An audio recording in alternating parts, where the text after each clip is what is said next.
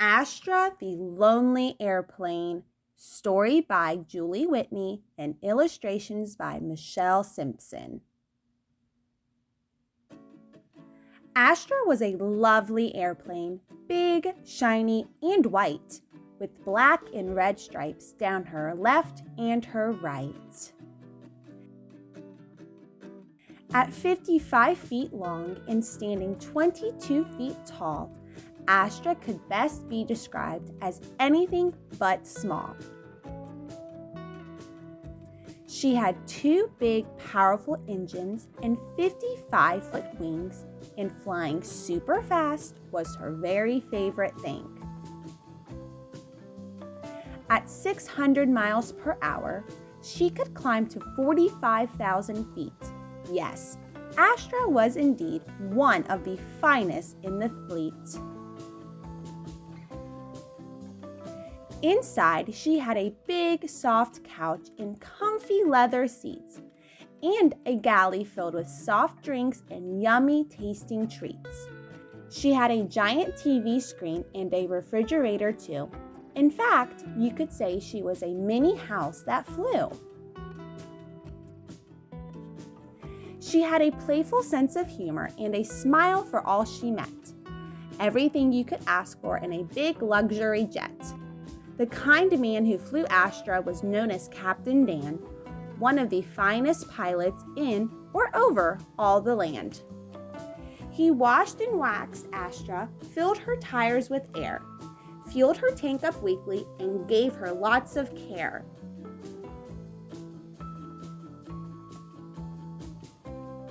Yes, Captain Dan and Astra made for a perfect team. Their life was very magical, or so, that is, it seemed. Until one day, Captain Dan came in without his usual smile. "Astra, I'm afraid you'll be sitting in your hangar for a while." He told his good friend Astra that she was being sold, and any plans for flying would now be put on hold. He said, "Keep your nose up, Astra, and try not to frown." But Astra couldn't help but feel a little glum and down. He promised to check in on her each and every week. And with that, a big tear dropped down Astra's shiny cheek.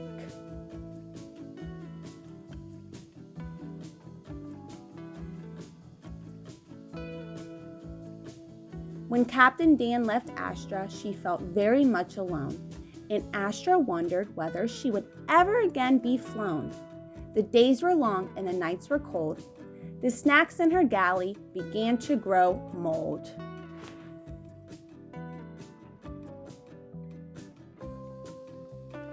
Astra needed to fly and get a little bit of fresh air. Being stuck inside her hangar was more than she could bear. As the weeks turned into months, Astra couldn't help but cry, wondering if, when the time came, would she remember how to fly. Her tires were flat and her battery was low. She sighed, "It doesn't matter, I have no place to go." Until one day, a man arrived, hoping to buy her. He looked Astra over and kicked at her flat tires.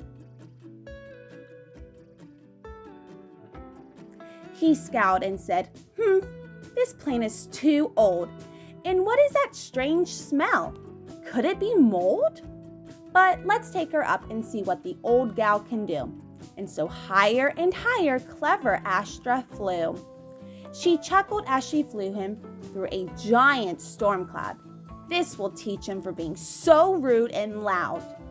As Astra tossed and turned, the man started to feel ill. He shouted, "Is there any way to make this plane hold still?" He turned quite green as Astra made a very steep descent. She could hardly wait to rid herself of this ill-mannered gent. After Astra landed, the man crawled out on all fours, and Captain Dan escorted him out the hangar doors.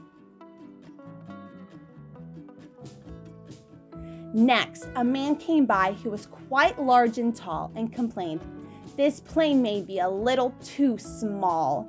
He climbed aboard Astra, which was no easy feat. His legs were so long he had to squeeze into his seat.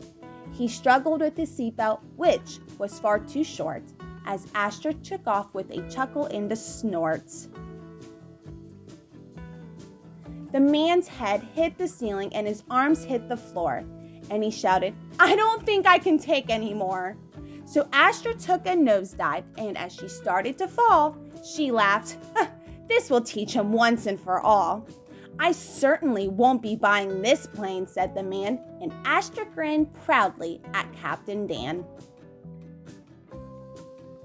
Next in waltzed a well-dressed lady, perhaps a frequent flyer. Astra hoped and prayed that maybe this would be her buyer.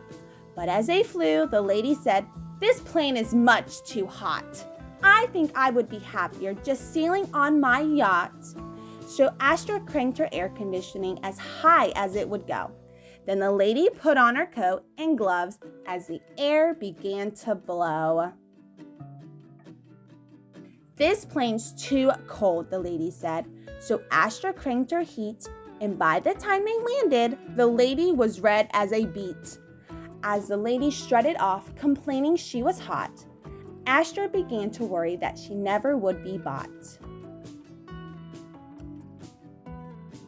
There had to be someone out there who would want to buy her, who wouldn't just laugh as they kicked at her tires or complain that she was too old or too small or too cold or too hot or about anything at all. Then Captain Dan said, "Here, let me fill up your tires. You just need to be patient. We will find the right buyer. I'll wash and wax you till you're shiny like new and restock your galley with fresh, yummy treats too." And just as Captain Dan finished cleaning Astra up, there finally came a great change in their luck. For in strolled a man with a big, pleasant smile. He looked Astra over, humming all the while. "She's a beauty," he said, "so shiny and clean. About the prettiest plane I think I've ever seen." He looked inside at her big, comfy seats and checked out the galley with her fresh, tasty treats. And then he proclaimed, "I think this plane is just right. Can she make it all the way to California tonight?" "Sure thing, I'll fill up her tank," said Captain Dan, and he ran off to file a cross-country flight plan.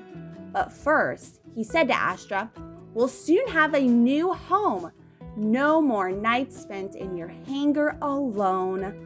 Astra was excited, but she was a little bit scared. She'd never seen California.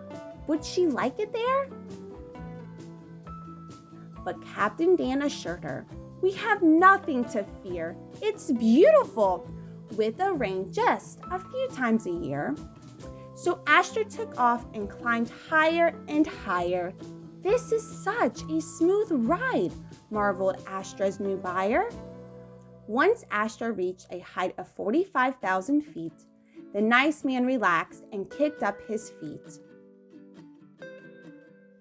"What a magnificent view. I really love this plane," he said as he looked down at the colorful terrain. Across the Ohio and Mississippi rivers they flew, then over the Rocky Mountains. What a spectacular view. The Arizona desert was a beautiful sight, while below them the daytime faded to night. They passed through a rainbow as Astra began her descent. "What a very lucky sign," exclaimed the nice gent. As she landed smoothly in the Golden State, Astra felt happy about her new fate. And although she was excited for what adventures lay ahead, she was also quite jet-lagged. It was almost time for bed. So Captain Dan pulled her aside with the tug, then put his hands on her nose and gave her a hug. As he covered her up and whispered, "Good night," sweet Astra knew everything would be all right. The end.